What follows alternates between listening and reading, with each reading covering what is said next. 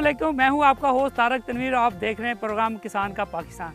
नाज़रीन, पपीता जो है ना सिर्फ देखने में बहुत ही खुशनुमा है, बल्कि इसके साथ साथ इसकी अपनी न्यूट्रिशन वैल्यू और तिब्बी खसूसियत की बना पर भी एक बहुत ही अहम मुकाम हासिल है।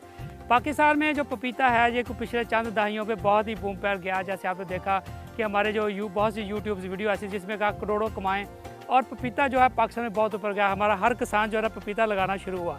लेकिन आपने देखा कि हमारे बहुत से किसान जब बगैर पढ़े लिखे इस पे आए और उन्होंने देखा कि पपीते में बहुत नुकसान हुआ, तो फिर 2-3 साल पहले पाकिस्तान पपीता जो है ना बहुत डाउन भी चला गया।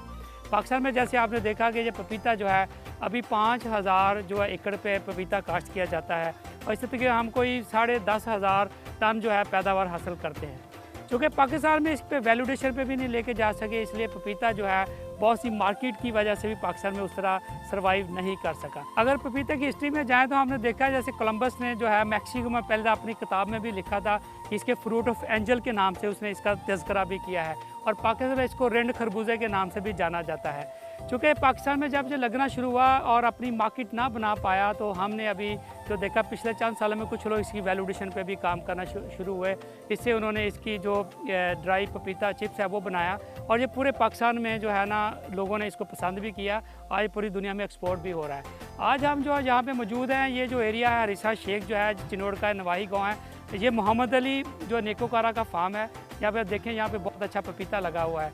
यहाँ पे हम कुछ फार्मर से इसकी जो न्यूट्रिशनल वैल्यू क्या है उनसे मिलते हैं, फार्मर से मिलते हैं, इसकी मार्केट किस तरह कर रहे हैं, और इसके साथ हम बताएंगे इसकी वैल्यूडेशन के ऊपर भी हम आपकी बात कराएंगे कि जो इसको मुख्तलिफ इसकी प्रोडक्ट बना के किस तरह इस्तेमाल किया जाता है।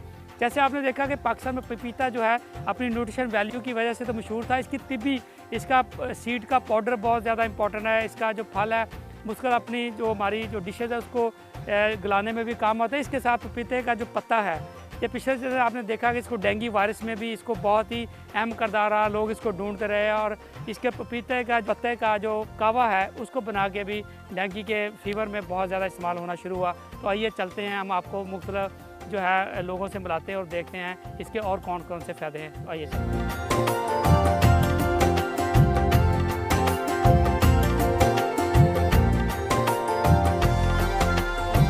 ये अभी हम पहुंच गए हैं जी नेकोकारा फार्म के ऊपर। मेरे साथ मौजूद हैं अहमद नवाज साहब जो जहाँ पे मैनेजर हैं। तो अहमद नवाज साहब से हम पूरा पूछते हैं इसके बारे में, जो नेकोकारा फार्म है इनकी क्या क्या स्पेशलिटी है। पपाया तो इन्होंने ग्रो किया ही हुआ है।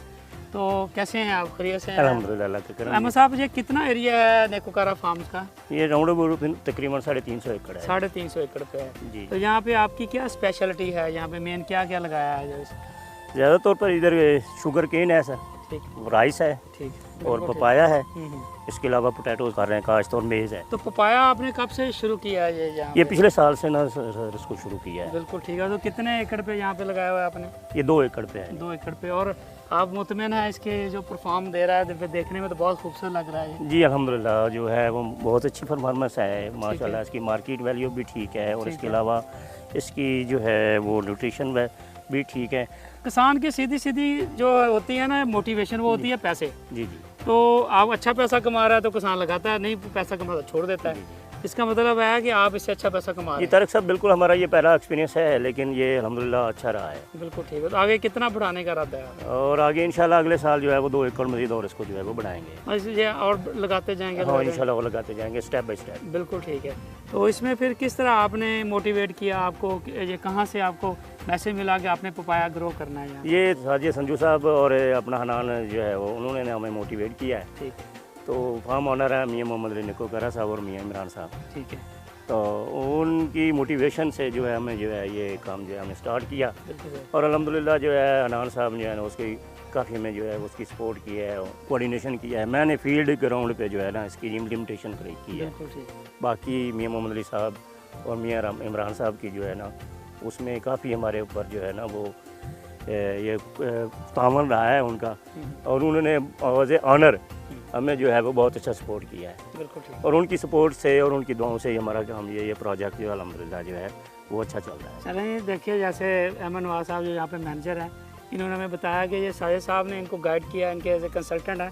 तो मेरा ख्याल है पपाया की जो एक्सपर्ट ओपिनियन है इसकी जो इसकी काश्त के बारे में, जो चूँकि वो एक कंसल्टेंट है, तो उनसे बात करते हैं। आइए उनसे भी आपकी बात कराते हैं।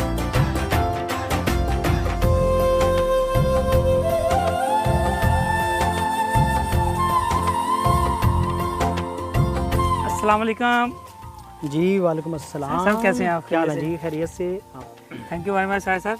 आपने हमेशा से ही किसान का पाकिस्तान की एक रौनक है और जब भी हमने कभी बुलाया तो आप आए। आज आपने पपीते के गार्डन में बुलाया तो बड़ा अच्छा कि हम किसान के लिए इतने अच्छे फल के ऊपर जो है ना बात करने जा रहे हैं। माशाल्लाह जी, ये आज तकरीबन सर ये तो बड़ा ज़बरदस्त जो है ना फल माशाल्लाह बना हुआ है। हाँ जी माशाल्लाह जी, तकरीबन 11 माह की उम्र का हो चुका है और 11 माह की उम्र के अंदर ये पक रहा है, मार्केट जा रहा है, मंडी में फ़रोख्त हो रहा है और आज ये तकरीबन अपनी कॉस्ट ऑफ प्रोडक्शन जो है ये पूरी कर चुका है। पपीता जो है ये जैसे आपने देखा कि पिछले 10-15 सालों में बड़ी हाइप क्रिएट हुई, बड़े बड़े यूट्यूबर्स आए और उन्होंने करोड़ों की बात की, करोड़ों कमाएं, लाखों कमाएं, ये करें, तो फिर चीज़ें आई लेकिन उस तरह फार्मर मुतमईन नहीं हो सका या हमारे वो जो यूट्यूबर पता नहीं किधर भागे, फिर वो क्या हुआ उनके साथ। तो क्या स्टोरी है, ये फल एक हाइप लेने के बाद नीचे क्यों आया और अब दोबारा क्यों बेहतर हो रहा है? पूरे घर में ना अगर डॉक्टर किसी को खांसी लगी हो डॉक्टर से दवाई ले लें, तो जब किसी दूसरे फ़र्द को भी खांसी लगती है ना तो वो कहता है जी कि डॉक्टर साहब का नुस्खा निकालें, हमने वही दवाई लेनी है। बिल्कुल ठीक। हम डॉक्टर की बजाय मेडिकल स्टोर से दवाई लेने को पसंद करते हैं। तो कभी भी किसी भी तौर पे आपने पपीते के मुतालिक या एग्रीकल्चर के मुतालिक जो राय लेनी है, उस राय के लिए आपने सिर्फ और सिर्फ एक सर्टिफाइड एग्रीकल्चरिस्ट का इंतखाब करना है। आप सर्टिफाइड एग्रीकल्चरिस्ट का इंतखाब करेंगे तो वो आपको कम से कम ट्रू पिक्चर देगा, असली तस्वीर बताएगा और रोजी पिक्चर नहीं देगा। बिल्कुल ठीक। पिछले दिनों में आपने देखा होगा कि बेशुमार फसलें ऐसी थी जिनके ऊपर लोगों ने करोड़ों रुपए एकड़ कमाने का वादा किया और उसके बाद वो शॉर्ट लिव्ड लोग होते हैं जो 1 साल जिंदा रहते हैं, 2 साल के बाद भाग जाते हैं। उसके बाद वो किसान और बाकी लोग जो हैं वो डैमेज हो जाते हैं, नुकसान में आते हैं। तो हमारा चूंकि ओढ़ना बिछोना शोबा ज़राअत के साथ है, तो हम कभी भी किसी को रोजी पिक्चर नहीं देते, हम उनको एक जस्टिफाइड चीज़ बताते हैं। आजकल पपीते का जो खेत है, पपीते की जो फसल है, ये इसलिए ज़्यादा प्रॉफिट दे रही है कि अभी लगा कम है। बिल्कुल ठीक। ये अभी पाकिस्तान में बमुश्किल जो है कोई 10 से 12 हज़ार एकड़ के ऊपर काश्त किया गया। उसमें से भी कुछ लोगों को नाकामी हुई, कुछ लोग इसके बीमारियों को नहीं संभाल सके, वायरस को नहीं संभाल सके, कुछ ने गलत ज़मीनों का इंतखाब कर लिया, कुछ ने पानी कड़वा लगा लिया, कुछ खाद पानी नहीं दे सके और एंड रिज़ल्ट ये निकला कि उनमें से 60 to 70% लोग जो थे फेलियर का, नाकामी का शिकार हो गए। तो हम जहाँ पे भी फार्म एस्टैब्लिश करवाते हैं वहाँ पे लोगों को सबसे पहले तो ट्रेंड फार्म मैनेजर्स देते हैं। बिल्कुल ठीक। अगर आपका गाड़ी का ड्राइवर ही ठीक नहीं है तो आपने गाड़ी को कैसे, आप जितना मर्जी अच्छा पेट्रोल डाल लें, जितनी मर्जी अच्छी उसके अंदर मोबिलाइल चेंज कर लें, टायरों में हवाएं भर लें, अगर आपका ड्राइवर ठीक नहीं है, जिसको ये नहीं पता कि गाड़ी ने रिवर्स से आगे जाना है या पीछे जाना है, तो बराए करम अपनी गाड़ी का ड्राइवर अच्छा ले लें। सबसे पहले ये बताइए कि ये नाकाम जो है ना क्यों होता है पपाया? पपाया की नाकामी की जी 3 बड़ी वजूहत हैं जो मेरे नंबर 1 तो ये है जी कि उसको पढ़े बगैर लगाना। आपने नॉलेज लिया नहीं है, आपने कहा जी मैंने उसके ऊपर इल्म काम करना है, आपने पढ़ा ही नहीं है कि उसकी ज़मीन कैसी चाहिए, ये टेम्परेट जोन का है या ट्रॉपिकल जोन का है। असल में ट्रॉपिकल है। बिल्कुल ठीक। आपको उसको गर्माइश चाहिए, आपको उसको नमी चाहिए। आप इस चीज़ों को किए बगैर जब उसमें लाते हैं तो पहली नाकामी की वजह वो बन जाती है। बिल्कुल ठीक। नाकामी की दूसरी वजह ये होती है जी कि आप जान नहीं पाते हैं कि इसको बेचना कहाँ पे है, इसके रेट कहाँ पे अच्छे लेने हैं। अब देखिए हमने एक्सपेरिमेंट्स करते हैं साथ साथ, इस पौधे को देखिए और इसको देखिए, हमने इसको नीचे से ही 2 ब्रांचेस के अंदर शिफ्ट कर दिया। बिल्कुल ठीक। ज़्यादातर पौधे आपको सिंगल ब्रांच में नज़र आ रहे हैं, ये डबल ब्रांच में और इसने भी पूरे का पूरा फल उठाया होगा। हम इसको क्या करते हैं, नीचे से कट लगा के 2 हिस्सों में तकसीम करते हैं। ये नॉलेज की बात है, ये इल्म का तरीका है। हम एक्सपेरिमेंट करते हैं 2% पौधों पे, 3 पे और उसको फिर आगे बढ़ाते हैं। नंबर 2, आपने उसको बेचने की तरबियत लिए बगैर पर। और सबसे बुरी बात यह कि आपने वैल्यू ऐड नहीं की, आपने सीखा ही नहीं कि वैल्यू एडिशन कैसे की जाती है। वैल्यू एडिशन का मतलब ये है कि आप इस पपीते को जो आपके हाथ में मौजूद है, इस पपीते को 100 रुपए का बेचना चाहते हैं या इसको 1000 रुपए का बेचना चाह रहे हैं। बिल्कुल ठीक। इस पपीते से क्या कुछ नहीं बन सकता। बिल्कुल ठीक। इस पपीते से जो सबसे खूबसूरत चीज़ बनती है ये मैं आपको दिखाएं। इस पपीते को यहाँ से मैं चाकू से कट लगाता हूँ और ये आपको दूध निकलता हुआ नजर आ रहा है। बिल्कुल ऐसे। दुनिया की महंगी तरीन और कामयाब तरीन दवाइयाँ इससे बनती हैं। एंटी इन्फ्लेमेटरी अद्वियात जो है वो पपेन से बनती हैं, पेप्टिक एसिड इसके अंदर मौजूद होता है। 2 बड़े फ़ायदे हैं, हर तरह की खुराक को हजम कर देते हैं। नंबर 2, जिस्म में कहीं भी सोजिश है, दर्द है, तकलीफ़ें हैं, इससे बनाई हुई अद्वियात जो है इस्तेमाल होती हैं फार्मास्यूटिकल इंडस्ट्री के अंदर। डॉक्टर रिकमेंड करते हैं, पपीता खाने वाले बंदे का हाजमा ख़राब नहीं हो सकता। अब हमने करना क्या है, पूरा साल पपीता मिलता नहीं है, इसको ड्राई कैसे करना है, इसको बोतल में बंद कैसे करना है, इसका जैम कैसे बनाना है, इससे स्क्वाश कैसे बनानी है। अगर मेरे किसान को ये चीज़ें पता नहीं चलेंगी तो यकीन करें कि उसका मुनाफा कोई और खा जाएगा, किसान कामयाब नहीं हो सकता। बिल्कुल ठीक है। देखिए जैसे साजिद साहब ने अभी बताया हमें कि पाकिस्तान में जो सबसे ज़रूरी चीज़ ये है कि हमारा जो किसान है इसको पढ़ के काम करे, इसके ऊपर इसको समझे कि जैसे सब्ज़ी की तरह इसको ट्रीट करना है, फल की तरह ट्रीट करना है इसको, और इसके साथ इसकी वो मार्केट जो है उसको भी देखे कि हमने किस तरह इसको वैल्यू ऐड करना है सारा। तो साहिद साहब ये बहुत ज़बरदस्त बात की है, मेरे ख्याल में हमारे किसान इस पर बहुत समझ भी जाएंगे। अब आते हैं इसकी कामयाब काश्त के ऊपर। सबसे पहले कामयाब में ये देखिएगा जी कि एक पौधे के साथ फल लगा कितना है। आम तौर पे एक पौधा में अगर इसको गिनना शुरू करूं तो ये तकरीबन 250 के लगभग फल है, यहाँ से लेके आखिर तक 250 फल। ये 1 किलो से लेके तो 3 किलो तक वजन ले लेता है। बिल्कुल ठीक। ये 3 किलो से ज़ायद भी हो जाता है, लेकिन हम इसको तोड़ लेते हैं जल्दी कि हम इसको 1 किलो के राउंड अबाउट में बेचना आसान है। तो ज़रा 250 का वजन तो करें। बिल्कुल ठीक। अगर एवरेज 1 किलो भी लगाएंगे तो ये 250 किलो बिल्कुल एक वक्त में इसके साथ तैयार हो रहा है। इसके मन निकालें, एक पौधा जो है नॉर्मली हम समझते हैं 12,000 से 15,000 रुपए का बेचा जा सकता है बिल्कुल ठीक। नॉमिनल सी प्राइस के ऊपर। इससे ज़्यादा प्रॉफिटेबल क्रॉप कोई नहीं है। अगर आपके पास एकड़ में 1000 पौधे आपने लगाए थे और 1000 पौधों के बाद आपके पास जो बचे वो 700-800 पौधे आपने बचा भी लिए, बीमारियाँ आई, इसके ऊपर वायरसेस आए, हवा ने नुकसान दिया, लेकिन अगर आपके पास 800 पौधा इस सेहत का बच गया तो आप 800 पौधा ज़रा 10,000 रुपये भी लगाएं तो वो इतनी बड़ी रकम बनती है जो कि ज़िम्मेदार से संभाली नहीं जा सकती। इसकी प्रॉफिटेबिलिटी हम जो ऑन पेपर देते हैं, हम कहते हैं कि ऑन एन एवरेज, मैं अपने फार्म का और इस फार्म का बता देता हूँ कि नॉर्मली हम समझते हैं कि 1 एकड़ से 25 लाख रुपया तक बड़ी आसानी से सेल की जा सकती है। ये तो बहुत अच्छी इकनॉमिक्स है और मेरा ख्याल है फार्मर की सबसे बड़ी बात होती है उसने इसकी इनकम के ऊपर अपने माइंड बनाना होता है कि मैंने कौन सी फसल लगानी है। बिल्कुल ऐसा। तो 2.5 मिलियन पर एकड़ पर ईयर अगर इसकी इकनॉमिक्स है तो मेरा ख्याल फार्मर तो इस पर डेफिनेटली मोटिवेट भी हो रहा है, और जब उसको इसकी मार्केटिंग का भी पता चलेगा इसमें कितनी हाई वैल्यूज़ इसके से चीज़ें निकलती हैं। यहाँ पे वो लोग भी हैं जिन्होंने 60 लाख भी कमाया एकड़ से। बिल्कुल ठीक। लेकिन यहाँ पे वो लोग भी हैं जो 600 रुपये भी नहीं कमा सके हैं। आजकल एक बहुत बड़ा मसला जो कि पंजाब में काश्तकारों के साथ दरपेश आ रहा है, वो सर्दी के अंदर इसके पत्ते जल जाते हैं फ्रॉस्टिंग के साथ। बिल्कुल ठीक। फैसलाबाद से आगे ऊपर की तरफ शुमाली सिमत में अगर आप चलते हैं, सरगोदा या झेलम या ऊपर चलते हैं, वहाँ पे नाकामी की दास्तानें ज़्यादा हैं। तो कोरे से बचाने के लिए एंटी फ्रॉस्ट स्प्रे करवाना और इसको प्लास्टिक शीट के साथ कवर करना, ये एहतियाती तदाबीर बहुत किया जाता है। इसमें PQQ एक कंपाउंड है जो कि बेहतरीन है अल्जीमर डिजीज़ के लिए।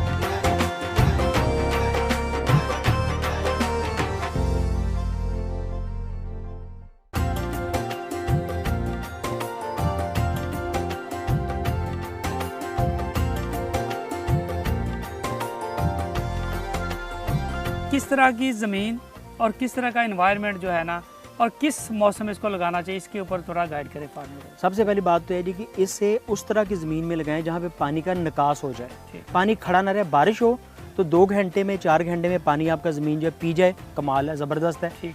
यानी कि हम उसे कहते हैं रेतली मैरा ज़मीन। बिल्कुल ठीक। नंबर 2, जिसके अंदर ऑर्गेनिक मैटर जो है वो 5% होना ज़रूरी है। बिल्कुल ठीक। 5 से ज़्यादा हो जाए तो बहुत अच्छी बात है, 7-8%, 10% हो जाए, लेकिन मिनिमम जो है वो 5% होना चाहिए। बिल्कुल ठीक। नंबर 3, उस इलाके का टेम्परेचर थोड़ा सा गर्म हो तो वो उतना कामयाब है, लेकिन वहाँ पे वाइट फ्लाई, एफिड और जैसर जो कि रस चूसने वाले कीड़े हैं, इससे बचाने के लिए आपको स्पेशल स्प्रे करना पड़ेगा। पाकिस्तान के ज़्यादातर इलाकों में, गर्म इलाकों में कपास काश्त की जाती है, तो चूँकि कपास के साथ इसको लगाया जाता है तो वहाँ पे इन कीड़ों से बचाने के लिए अल्टरनेट होस्ट प्लांट लगाए जाते हैं। ठीक। वो क्या होता है जी, मेरे अपने फार्म पे लगे हुए हैं।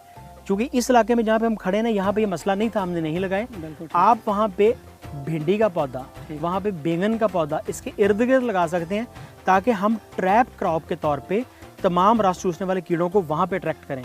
एग्जाम्पल फार्मर्स के लिए देता चलूँगा कि अगर वहाँ पे टिंडे, कद्दू, करेले पके और साथ पुलाव की डिश पड़ी हो तो क्या होगा, हर बंदा पुलाव की तरफ या बकरे के गोश्त की तरफ जाता है। तो कीड़े के लिए जो बकरे का गोश्त है ना जी, वो जो है हमारा सब्जियाँ, तो वो सब्जी के ऊपर चला जाता है और हमारे पपीते को छोड़ देता है। इंटरक्रॉपिंग की आप बात करें, Yes, इसके अंदर yes, इंटरक्रॉप yes. कर दिया है तो वो इसके होस्ट जो है ना कीड़ों के बन जाए और सारे कीड़े वहाँ पे चले जाएं और इसको वो बच जाए। वैसे इसकी कौन सा टाइम है इसको शिफ्ट करने का खेत के अंदर? पिछले 10 साल से जो हम सरकारी तौर पे और गैर सरकारी तौर पे इसके एक्सपेरिमेंट्स कर रहे हैं और पूरे मुल्क के अंदर मुख्तलिफ एरियाज़ में, उसमें जो हमें सबसे अच्छा टाइम मिला है वो सितंबर के अंदर इसके पनीरी के लिए पौधे काश्त करना और अक्टूबर के एंड से लेकर नवंबर के महीने के अंदर अंदर इसके पौधों को शिफ्ट कर देना। ये आइडियल टाइम है। और शिफ्ट करने के बाद हम इसको सर्दी से बचाने के लिए लो टनल्स के अंदर छोटे से प्लास्टिक के अंदर शिफ्ट कर देते हैं। बिल्कुल ठीक। सर्दियों के महीने में फ्रॉस्ट से बचने के लिए, फ्रॉस्ट इंजरी और चिलिंग से बचने के लिए हम उसको लो टनल्स के अंदर जो है वहाँ पे रख लेते हैं। जैसे ही सर्दी ख़त्म होती है वो ओपन होता है। ये आइडियल पता है क्यों है? इसमें पौधे को एक प्रॉपर एज मिलती है, एक टाइम मिलता है, वो सर्दी से बचता है। और जब जून और जुलाई का महीना आता है वो फल से भर चुका होता है। बिल्कुल ठीक। दूसरा इसमें बड़ा कामयाबी का फैक्टर ये है कि जैसे ही मैंगो पाकिस्तान से ख़त्म हो रहा होता है, मैंगो की फसल नीचे जा रही होती है, मैंगो का फल नीचे, पपाया जो तो है ना पपाया आना शुरू हो जाता है। तो जैसे वो ख़त्म हुआ तो अगस्त में हमारा जो है पपीता आना शुरू हो गया बेहतरीन रेट ले और बेहतरीन रेट ले लेता है। तो ये आइडियल टाइम है। आज इसमें हम खड़े हुए हैं, ये भी तकरीबन 11 महीने का जी, पिछले नवंबर में लगा था और अक्टूबर में ये अपनी 2 महीने हो गए इसको तड़ाइयाँ देते हुए।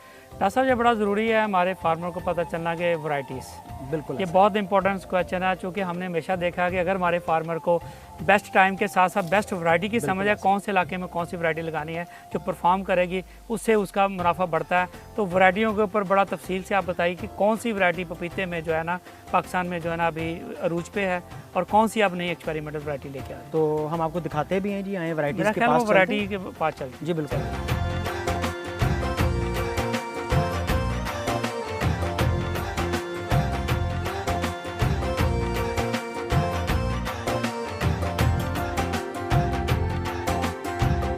हाँ जी, अभी साहिद साहब जैसे हमें वैरायटियों के बारे में बताने लगे थे कि पाकिस्तान में अगर हमने कामयाब पपाया काश्त करना है तो उसके लिए कौन सी वैरायटीज़ किस इलाके के लिए जो हम सूटेबल करते हैं। जी डॉक्टर साहब, तो बताइए, आप वैरायटियों के बारे में बताने लगे थे। पाकिस्तान में किन किन इलाकों में कौन सी चीज़ें कामयाब हैं, तो इस वक्त तकरीबन 20 मुख्तलिफ हाइब्रिड्स हैं जो कि यहाँ पे ऑफिशियली लगाए जा रहे हैं। उनमें से जो मेरे तजर्बे में आए हैं, जो अच्छे हैं, जो माजी में चलते रहे, सांता नाम का एक हाइब्रिड था जो कि सिंध के इलाकों में बहुत कामयाब है, अभी भी कामयाब है, लेकिन वो ज़रा फीका है, बदबूदार है, ज़रा उसमें हल्की सी, वो जो पुराने ज़माने के। फिर पंजाब के इलाकों में रेड लेडी पपाया जो था उसने अरूज देखा, बहुत ऊपर चला गया, बड़ी अच्छी पैदावार ली। हम भी इस वक्त रेड लेडी के पास खड़े हुए हैं और ये भी रेड लेडी है। ये भी रेड लेडी है जी। इन तमाम से अभी जो बेहतर एक आ गया वो रेड किंग था। रेड किंग ने, उसके नंबर ऑफ फ्रूट ज़्यादा थे, होमोजेनिटी ज़्यादा थी, उसकी प्रोडक्शन ज़्यादा थी। रेड किंग, येलो किंग, ये भी उससे बेहतर आ गया। यानी कि 4 हाइब्रिड ऐसे हैं जो कि आज किसानों के लिए बड़े कामयाब हैं। Santa, red lady, yellow king और रेड किंग, ये 4 ऐसे हैं जो कि ट्रस्ट वर्दी हैं, जिनके ऊपर आप आंखें बंद करके यकीन करके इनको लगा सकते हैं। और ये जो हैं इतने मज़े के हैं, इतने मीठे हैं कि वो जो पुराना बदबूदार वाला था ना, वो तो कॉन्सेप्ट ही ख़त्म हो गया ना। आप एक खाएं, आपको मैंगो की तरह महसूस होगा। बड़ा अच्छी बात है कि मैंगो की तरह, मैं समझ इसको हम टेस्ट भी करते हैं। बल्कि आप खुद काटें और हाँ। लोगों को भी बाद में उनको चखा के उनसे पूछेंगे कि टेस्ट कैसा है जी। पहले आप खुद काटें जी डॉक्टर इसको। साहब, ये मैं इसको पपाया को काट रहा हूँ, लेकिन मेरा ख्याल है कि हम साथ में, ये बहुत ज़रूरी है बताना कि अब सबसे एंड पे जो एक आप ऐसी बात कि जिससे हम कामयाब, अगर पपीते की फार्मिंग है, सबसे इम्पोर्टेंट एलिमेंट क्या चीज़ है? हमारे किसानों को जी सबसे ज़रूरी जो चीज़ चाहिए वो है role of agriculturist, role of consultancy, मशवरा। आप किसी भी कामयाब काश्तकार से मशवरा कर लें, आप किसी ज़री माहिर से कर लें, जो बंदा पहले उस प्रोसेस से गुजरा है उससे मशवरा करके ये फसल लगाएं, खाद डालें, स्प्रे करें। अगर आप रॉ हैंडेड हैं, यानी कि कच्चा काम कर रहे हैं, तो आपकी कामयाबी मशकूक हो जाएगी। कोशिश करें कि कामयाब बंदे के साथ काम करते हुए चलें। और ये बड़ा ही सुरख किस्म का, बड़ा ही मीठा, अमेजिंग। और आप ऐसे करेंगे जी, आप बिस्मिल्लाह करके खुद टेस्ट करेंगे इसको और ख़ुद टेस्ट बताएंगे, बल्कि इकट्ठी टेस्ट करते हैं जी। हम इसका दोनों टेस्ट करके बताते हैं कि कैसा टेस्ट है जी, और रिव्यू देते हैं इसका जी। लवली, शदीद मीठा है जी। अमेजिंग टेस्ट है, बिल्कुल जस्ट लाइक मैंगो है ये, बिल्कुल मैंगो की तरह का टेस्ट है। मैं चाहूँगा कि हमारे साथ जितने भी दोस्त हैं यहाँ पे वो भी इसको चेक करेंगे। देखिए जी, सब लोग हम टेस्ट कर रहे हैं। अभी हमारी पूरी कैमरा टीम, मैनेजर साहब, हमारे डॉक्टर साहब आए हुए हैं, साहिब साहब सारे खड़े हैं। कीजिए जी, टेस्ट करें ज़रा इसको भी। जबरदस्त, जस्ट लाइक मैंगो। बहुत मीठा है जी। जी अहमद साहब, क्या फील कर रहे हैं? माशाल्लाह ज़बरदस्त, बहुत जी दानिश जी, आप सईद मुर्जा शाह साहब? बहुत अच्छा है जी, बेहतरीन है। जो हम बचपन में खाते थे उससे तो बिल्कुल फ़र्क है ये तो इसका टेस्ट ही बिल्कुल बदल गया। जी इमरान साहब? मुझे तो सर इसमें खरबूजे का भी मज़ा आ रहा है, साथ मैंगो का भी, 2 टेस्ट इसमें आप महसूस कर सकते हैं। जी डॉक्टर और ये तो जी माशाल्लाह इसकी ब्रिक्स वैल्यू जो है कम से कम भी 17% से ऊपर है और शदीद मीठा है ये वाला। लोग जैसा आम को फलों का बादशाह कहते हैं। मेरे ख्याल में जितनी इसका मजा है और इसकी मेडिसिन, इसको फलों का बादशाह वो जी फ्रूट ऑफ एंजल है जी फ्रूट ऑफ एंजल है जी। मैंने तो आज तक जो भी खाया वो कड़वा सा होता था, ये पहली मर्तबा इतना मीठा मैं देख रहा हूँ। और मैंने जी खाया जी बड़ा ताहिर बहुत अच्छा है ना। चले जी जबरदस्त।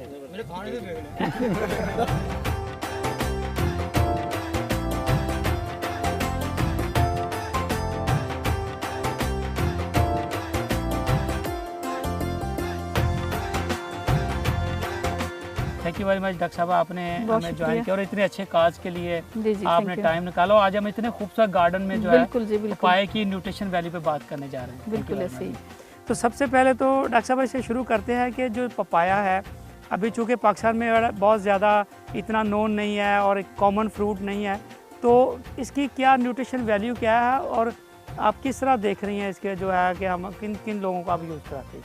मैं ये समझती हूँ कि अल्लाह पाक की जितनी भी नेमतें हैं ना, उनको लोग खा तो लेते हैं लेकिन उसकी अफादियत के बारे में आगाही नहीं होती। बिल्कुल ऐसे। तो पपीते को मैं बजाते खुद, जो मेरी अपनी रिसर्च भी है और मैंने इसके ऊपर वर्किंग की हुई है, तो मुझे ये लगता है कि ये एक मिरेकल फ्रूट है। बिल्कुल इसको हर पहलू से अगर देखा जाए तो ना ये सिर्फ हमारी बाहर की खूबसूरती को इन्हांस करता है, बल्कि ये हमारे अंदर की खूबसूरती। और वाह। अंदर की खूबसूरती क्या होती है कि आपका स्टमक ठीक होना चाहिए, आपकी आंतें ठीक होनी चाहिए, आपका लिवर डिटॉक्स हो, आपकी किडनी डिटॉक्स हो, आपका हार्ट अच्छा हो। तो मुझे ये लगता है कि ये जो फ्रूट है, जब मैं इसकी साइंटिफिक इसकी जाती हूँ केमिकल्स के ऊपर, इसके कंपाउंड्स के ऊपर, तो उसमें अल्लाह ने इतनी अफादियत रखी है फाइटोकेमिकल्स में कि वो क्लिनजिंग करती है बॉडी की, ठीक है। डिटॉक्स करती है, और ये एक हेल्थ फ्रेंडली फ्रूट है। तो लिहाजा ये ना बोथ मेंटली एंड फिजिकली दोनों चीज़ों को बेहतर करने के लिए जो है ना, मैं समझती हूँ कि पपाया का बहुत बड़ा रोल है। जो बीमारियों को ये कवर करता है, वो बीमारियाँ कहाँ, अपने हज़ारों लाखों की मेडिसिन। अब हार्ट की अगर बात करें तो हार्ट के पेशेंट जो है वो बेशुमार टेस्ट करवाते हैं, बेशुमार वो मेडिसिन खाते हैं, लेकिन मैं समझती हूँ कि अगर बंदा सेहतमंद हालत में ही इसको अपनी खुराक में शामिल कर ले, तो मुझे नहीं लगता कि वो पैसे आपके डॉक्टरों की तरफ या कहीं और जाएंगे। माइनस करना डॉक्टर को हाँ, जिंदगी से, जी, जी, तो जी। पपाया जो है ना अपनी जिंदगी से बना बिल्कुल लेना। बिल्कुल ऐसी है तो जी, डॉक्टर साहब इसमें न्यूट्रिशन वैल्यू, इसमें कौन कौन से विटामिन्स हैं, कौन से मिनरल्स हैं जो इंसानी बॉडी के लिए जो है ना आप समझते हैं कि बहुत अच्छे होते हैं? ये बड़ी खूबसूरत कंपोजिशन है। इसमें देखिए मैक्रोन्यूट्रेंट भी हैं और माइक्रोन्यूट्रेंट भी है। मैक्रोन्यूट्रेंट हम कहते हैं जो बड़े ग़िज़ाई अज्जा है। अगर आप इसकी मैं एग्जांपल दूं तो 100 ग्राम अगर आप पपाया लेते हैं तो उसमें आपको 35 से 36-7 तक कैलोरीज मिलेंगी। यानी ये कैलोरीज में भी कम है। कैलोरीज कम का मतलब होता है कि मोटापा भी कंट्रोल होगा, आपकी शुगर भी कंट्रोल होगी। अगली बात अगर हम लेते हैं तो उसमें फैट जो है ना वो बराए नाम है, 0.5% इसमें फैट है। बिल्कुल ठीक है। So that's absolutely good for the heart patient and for other patient. तो कोलेस्ट्रॉल पेशेंट के लिए फिर इसका अगर बहुत फैट नहीं ज़बरदस्त है तो चीज़ फिर है, उनके बहुत लिए बड़ा- ज़बरदस्त। इसी तरह से प्रोटीन इसमें 0.6% है, और जो सबसे ज़्यादा चीज़ें वो इसमें कार्बोहाइड्रेट हैं जो 7.2% है। लेकिन fibre is the main component of this fruit, वो जो है 2.6-2.7 की रेंज में है, जो कि मैं समझती हूँ कि इसके खाने से क्या होता है कि स्टमक में फुलनेस आ जाती है। अगर आप थोड़ा सा ये खा लेते हैं तो उसके बाद कमिंग टाइम में जो आपने 2-3 रोटियां खानी है ना, फिर वो नहीं खाई जाती, फिर आप एक रोटी पे ही आपका इक्तफा होता है। बिल्कुल ठीक है। तो बाकी ये डाइजेस्ट करने में भी जी, इसमें चीज़ों बेहद को- एंजाइम्स हैं, इसमें विटामिन ए है, इसमें विटामिन सी है, इसमें विटामिन ई है। अब हर विटामिन के अलग-अलग रोल हैं। अगर आप विटामिन ए जो इसके अंदर पाया जाता है, उसकी अगर आप अफादियत देखें तो वो आंखों की बिनाई के लिए बड़ी ज़बरदस्त चीज़ है। आपने देखा कि अब छोटी एज के बच्चे जो हैं उनको भी ऐनकें लगी होती हैं, तो अगर माएँ उनकी खुराक में जो है ये पपाया रखती हैं तो उससे डेली हाफ कप भी अगर कोई बच्चा खा लेता है ना, तो उसकी आई साइट अच्छी हो जाती है। मैंने तो बहुत सारे लोगों की ऐनकें उतरते हुए भी देखा है। उससे अगली बात ये है, vitamin A through papaya skin को बड़ी ग्लो करता है। मैं इस पर वर्किंग कर रही हूँ, मैं इसका ना उपटन बना रही हूँ, मैं इसका मास्क बना रही हूँ, बल्कि मैंने अब नेक्स्ट इंशाल्लाह मेरा ये प्रोजेक्ट है कि मैं इसका सोप भी बनाऊंगी। अगर आप पपाया ले लें, उसका थोड़ा सा पल्प ले लें, उसमें थोड़ा सा हनी डाल लें, थोड़ा सा उसमें कोकोनट ऑयल डाल लें, और विटामिन सी का एक कैप्सूल उसके अंदर डाल के उसको ब्लेंड कर लें, उसकी पेस्ट बन जाएगी। उसको फेस पे लगाएं, उसके बाद 10-15 मिनट के बाद आपने उसको आहिस्ता आहिस्ता रब करके उतारना है। आपको किसी भी, मेरा ख्याल है, ब्यूटिशियन के पास के जाने की जरूरत नहीं देखिए रहेगी। आजकल जो बड़ा हमारे यहाँ बड़ा ये प्रॉपर हुआ ये है कि केमिकल जो मेकअप से यूज़ कर करके हमारी खवत जिल्द के कैंसर जो है वो बहुत ज़्यादा पाए जा रहे हैं। अगर नेचुरल थेरेपी में स्क्रब्स वगैरह यूज़ करते हैं तो उससे ना सिर्फ मेरा वो कैंसर से बच सकती हैं, बिल्कुल इस तरह हमारे इसकी इस्तेमाल भी बढ़ सकते हैं जो हमारे एग्रीकल्चर की। देखिए इसमें ना एक और केमिकल लेटेक्स पाया जाता है। लेटेक्स जो होता है ना वो कब्ज़ को दूर करता है। तो ऐसे लोग जो दवाइयों पे लगे हुए हैं कि वो धड़ाधड़ मेडिसिन खा रहे हैं कब्ज़ को दूर करने के लिए, मैं समझती हूँ कि अगर 1 कप के बराबर वो रोज़ाना ये खा लें तो उनकी कब्ज़ ख़त्म हो सकती है। तो इसी तरह से एक और एहतियात मैं बताऊंगी, जो प्रेग्नेंट ख़वातीन होती हैं उनके लिए जो पपाया है ना वो थोड़ा उन्हें ओमिट करना चाहिए, क्योंकि इसमें कुछ ऐसे केमिकल होते हैं कि वो यूट्रस को ना जो है वो थोड़ा डायलेट कर देते हैं, जिससे वक्त से पहले जो है वो प्रेगनेंसी डिज़ोल्व हो सकती है, कुछ मिस अबॉर्शन हो सकते हैं। सो एहतियात किन लोगों को करनी है, सिर्फ प्रेग्नेंट ख़वातीन को करनी है या अगर किसी को एलर्जी है। अगर मैं बात करूँ विटामिन ई की जो कि पपाया में पाया जाता है, तो ये बहुत मुफीद है इनफर्टिलिटी के लिए। ऐसे लोग जो कंसीव नहीं कर पाते उन्हें ये ज़रूर खाना चाहिए। इसके अलावा तारक भाई इसमें PQQ एक कंपाउंड है जो कि बेहतरीन है अल्ज़ीमर डिज़ीज़ के लिए। आपको पता है अल्ज़ीमर में याददाश्त ख़त्म हो जाती है या फिर इंसान बात नहीं कर पाता, प्रॉपर लफ्ज़ नहीं जो है ना वो बोल सकता, उसमें ये बेहतरीन है, मेमोरी को इन्हांस करता है। इसके अलावा कारपेन एक इसमें कंपाउंड होता है जो कि बेहतरीन है आपकी बॉडी की एंटीऑक्सीडेंट के तौर पे, वो बॉडी से एक्सक्रीट करता है, यूरिक एसिड को निकालता है, आपका कोलेस्ट्रॉल नॉर्मल करता है और हर वो चीज़ जो जिस्म को नुकसान पहुंचाने वाली है उसको निकालता है। फिर इसमें एक पापेन के नाम से जो है ना एक केमिकल होता है, उसकी अपनी एक अफादियत है। उसकी क्या अफादियत है कि वो स्किन को ग्लो देता है, इसके बाद वो आपके इंटरनल ऑर्गन के अंदर जो इन्फ्लेमेशन होती है उसको, वो जॉइंट पेन हो गई या इंटरनली किसी जगह पे भी इन्फ्लेमेशन होगी उसको जो है ना वो सेटल करता है। लिहाजा ये इसके कंपाउंड केमिकल्स इतने बेहतरीन है कि मैं समझती हूँ कि इसके खाने से जो है ना आपका बज़ाहरा खूबसूरती में भी इजाफा होगा और इंटरनल प्रॉब्लम भी ठीक होंगे। ज़राअत जो आज जितनी मुनाफा बख्श है इतनी शायद पहले कभी थी नहीं।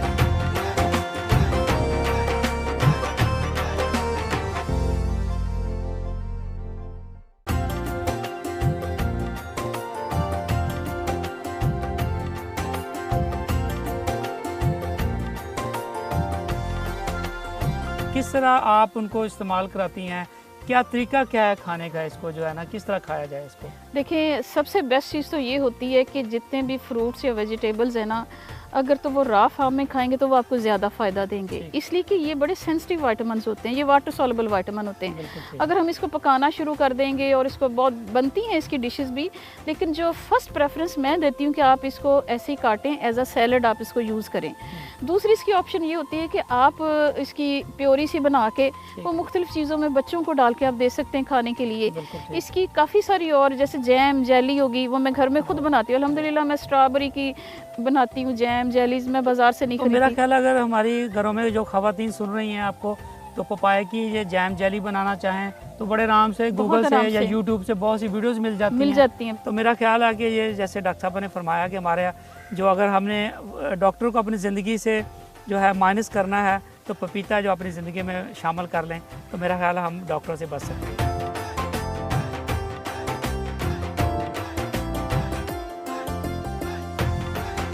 ये साहब थैंक यू वेरी मच आपके ज्वाइन करना। Thank you sir.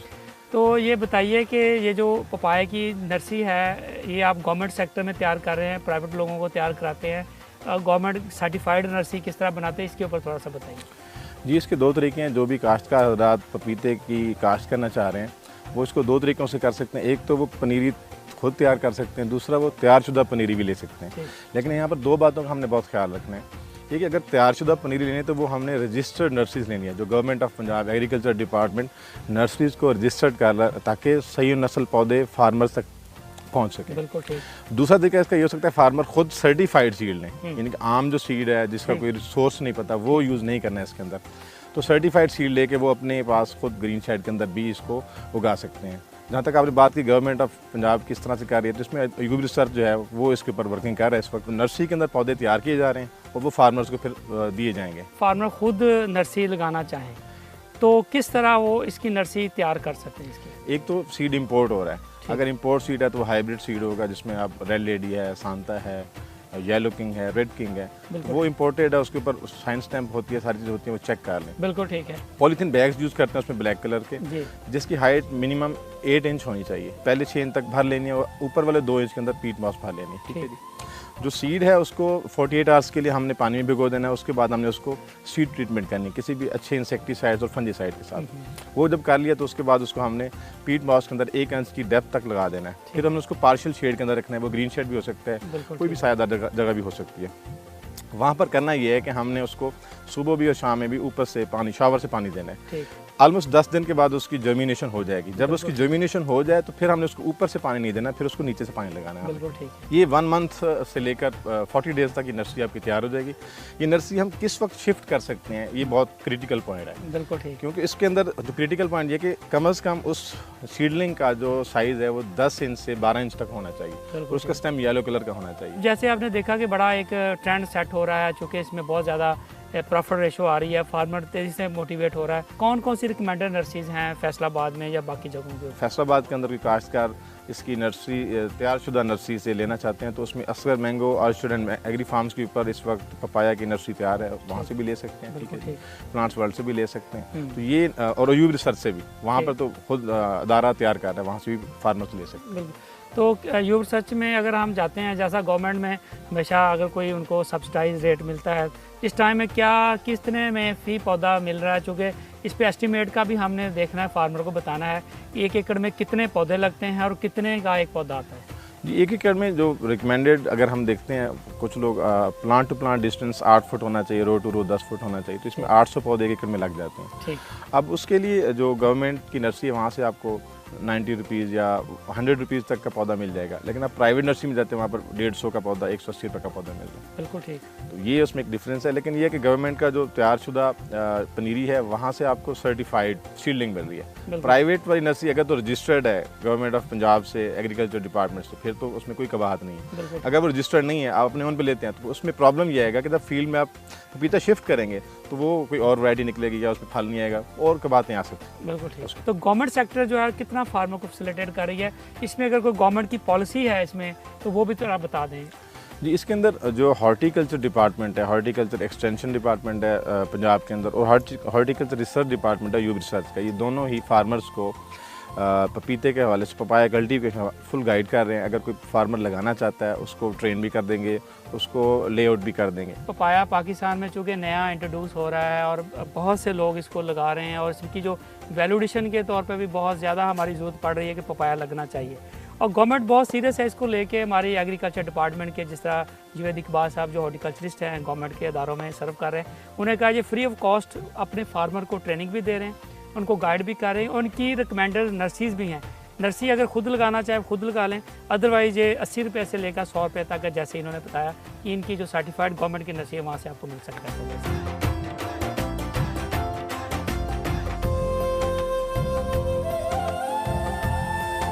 आज जैसे पपाया पे बात कर रहे हैं, यकीनन आज से 5-7 साल पहले बहुत बूम आया, पपाया पाकिस्तान में बहुत ज़्यादा लगाया गया, लेकिन फिर उसी तेज़ी से ये गिर भी गया क्योंकि हम इसके फ्रूट को संभाल ही नहीं सके। तो मेरा ख्याल है जो आज हम बात करने जा रहे हैं इसकी वैल्यूडेशन के ऊपर, तो पपाया की वैल्यूडेशन हमारे फार्मर को पता चलना बहुत ज़रूरी है। वो बच्चे जो है वो इसके ऊपर काम करें, अपने फार्म को ब्रांड करें, अपनी प्रोडक्ट को ब्रांड करें, अपनी प्रोडक्ट को बना के direct from the farm direct consumer बेचने पे जाएं। तो तब मेरा ख्याल है कि ये हमारी इंडस्ट्री जो एग्रीकल्चर की वो बच पाएगी सर। ये असल जो सस्टेनेबल सोल्यूशन है जी, हम कहते हैं कि ज़राअत जो आज जितनी मुनाफा बख्श है इतनी शायद पहले कभी थी नहीं।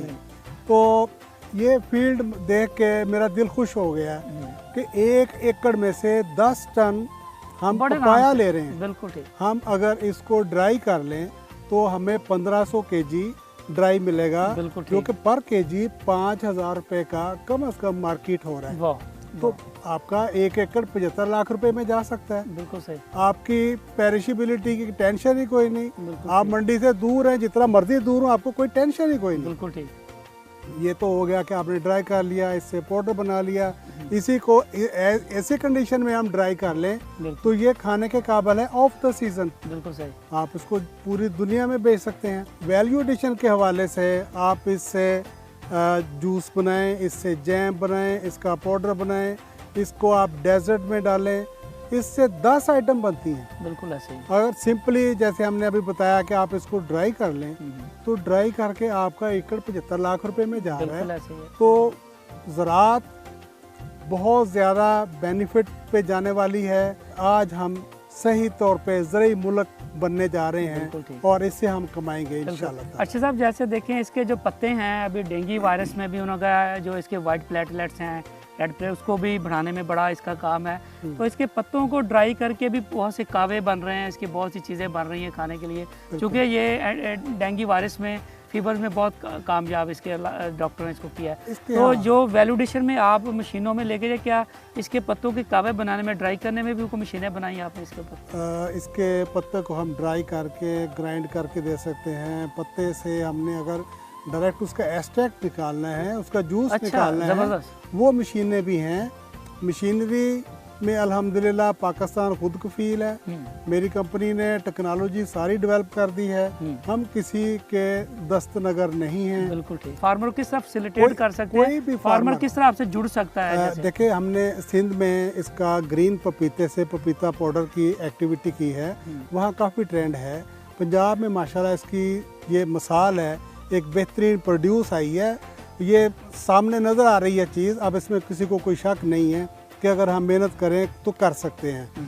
अब आ गया इसकी अगला स्टेप कि हम इसकी वैल्यू एडेड प्रोडक्ट बनाएं। वैल्यू एडिशन के लिए मेरी कंपनी आपको पूरी टेक्नोलॉजी, उसकी ट्रेनिंग और उसकी मार्केट कि ये कहाँ कहाँ बिकेगा, ये हम आपको पूरी मालूमात देंगे और आपको करके दिखाएंगे, आपको हौसला भी देंगे, ट्रेनिंग भी देंगे। तो हौसला पकड़ें। देखिए जी, मेरा ख्याल है कि किसान भाई जो हमारे हैं, इसमें क्या एक्सक्यूज़ क्या रह जाता है अब हमारे पास, कि जब ये लोग कह रहे हैं कि हम आपको मार्केट आपके हाथ में देने के लिए तैयार हैं, आपकी फ्री ऑफ कॉस्ट ट्रेनिंग देने के तैयार हैं, मशीनें लगा के देने के लिए तैयार हैं, हमने अपनी फसल का एक एक हिस्सा जो है हमने ज़ाया नहीं होने देना। हमने वेस्ट से भी सोना निकालना है। हमने अपने फार्म को ब्रांड करना है, अपनी प्रोडक्ट को ब्रांड करना है, और किसान के बच्चों ने अपनी इन्हीं प्रोडक्ट को लेके पूरी दुनिया में छाना है, और यही हमारा फ्यूचर है।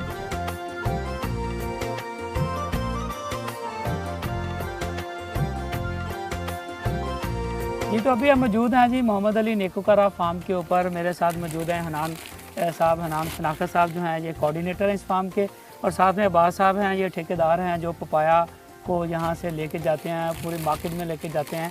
और हनान साहब से पूछते हैं कि कब आपने ये यहाँ पे पपाया शुरू किया? ये हमने लास्ट ईयर अक्टूबर के अंदर हमने डिसाइड किया कि हमने 2 एकड़ के ऊपर पपाया लगाना है विद इंटर क्रॉप जो है वो वाटरमेलन के साथ। तो अभी तक इसकी समझने के तकरीबन 1 साल पूरा होने वाला है अक्टूबर के महीने में। तो इस महीने से हमारी जो है वो पिकिंग मुसलसल जो है वो चल रही है। यानी 1 महीना हो गया आपको इस फार्म से पिकिंग करते हुए? तो अभी 1 महीने में कितनी रेवेन्यू आप ले चुके हैं? अच्छा, अभी तक हमने 12 लाख रुपए का जो इसमें पपाया हम सेल कर चुके हैं, यानी हम तकरीबन ब्रेक इवन पे आ गए। बिल्कुल सही। हमारा ये टारगेट है, हमने 1 एकड़ से 80 लाख रुपया जो है वो कमाना है। बिल्कुल। ये 2 साल तक हमारा पौधा चलेगा। अगले दिनों में जैसे ही सर्दी आएगी, इसको हम तारें लगा के इसके ऊपर पॉलीथीन डाल देंगे ताकि वो जो है फ्रॉस्ट के जो प्रोसेस से बच सके। तारिक साहब, इसमें मैं आपको एक चीज़ बताऊंगा कि अपने तमाम नाजरीन को भी, कि ज़्यादा अर्निंग करने के लिए जो बहुत अच्छी चीज़ होती है वो फ्रूट का साइज़ को मेंटेन करना होता है, जिसको हम कहते हैं ए ग्रेड। ए ग्रेड का अगर ये माल होगा तो ये आपका मार्केट के अंदर जो आड़ती आपसे लेके जाता है ये 120 रुपये में लेगा। लेकिन यही जब माल आपका थोड़ा सा राइप होगा वो ये साइज होगा, इसको हम कहते हैं बी ग्रेड। ठीक है, यानी ये ए ग्रेड है और ये बी ग्रेड। ये बी ग्रेड है। इसकी कीमत मिलेगी 80 रुपये। अब अगर आपने 100 किलो ये तोड़ा और 100 किलो ये जब तोड़ाई करेंगे तो डेफिनेटली पैसों के अंदर फ़र्क आ जाता है। हम कोशिश फार्म के ऊपर ये कर रहे हैं कि हम अपना साइज़ को अच्छा मेंटेन कर सकें और हमारा सिर्फ ए और बी निकले। अभी तक हमारा मैक्सिमम जो है वो हमने ए को मेंटेन किया हुआ है, सिर्फ 20% जो हमारा है वो बी ग्रेड जो है वो मार निकल रहा है। एक बहुत अहम चीज़ मैं तारिक साहब जो बताऊंगा, इस फार्म के तवज्जो से जो हमने किया है, हमने कम से कम 25 लोगों को रोज़गार प्रोवाइड किया। बिल्कुल, ये बड़ा ज़रूरी है। देखें जी, ये चिन्योड़ जो है, ये जो इलाका है रेसा शेख जहाँ पे हम बैठे हुए हैं, बिल्कुल ही एक नवाही इलाका है। तो यहाँ पे इस फार्म की वजह से बहुत से और लोगों का रोज़गार जो है ना वो भी बना हुआ है। तो ये अभी जैसे हनान साहब बता रहे हैं, अब्बास साहब बैठे हुए हैं यहाँ पे जो इनको मार्केट करते हैं, इन्होंने कहा जी हम इसको लोकली यहाँ पे खुद ही रेडियाँ लगाई हुई हैं और ख़ुद जाके इसको सप्लाई भी करते हैं, तो जिससे तो 25-30 लोगों को आपने जो है ना डायरेक्टली रोज़गार। अब हमारी इस फार्म के तवज्जो से अगर फी बंदा 2000 रुपये भी पर डे कमाता हो तो देखें जी हमने जो कर सकते थे हमने उतना रोज़गार जो है वो दिया है। रतन जी, जैसे अभी हमने बात की है कि पाकिस्तान में जो है ये फार्मिंग करना एक बहुत बड़ा आर्ट है, उसके साथ जब ये मार्केट को जोड़ा जाता है, हमारा किसान के लिए सबसे बड़ा जो मसला होता है वो फार्मर को जो है ना मार्केट के सीखना कि किस तरह बेस्ट प्राइस वो अपनी मार्केट से ले सकते हैं। तो देखिए जिस तरह हमारे जो मुल्क का किसान है उसमें आपने देखा कि जो पपाया है बहुत ही तेज़ी से इन हो रहा है। इसमें हमारी जो न्यूट्रिशन डॉक्टर्स हैं वो भी इसको रिकमेंड कर रही हैं। इसके साथ साथ हमारे जो फार्मर हैं उसको फी एकड़ इनकम के साथ साथ वो वैल्यू एडिशन पे भी जा रहे हैं। वैल्यू एडिशन में भी जैसे आपने देखा कि आज के जो प्रोग्राम में हमने प्योरली आपको बताया पमिको इंडस्ट्री किस तरह इसको वैल्यू एड्स कर रही है।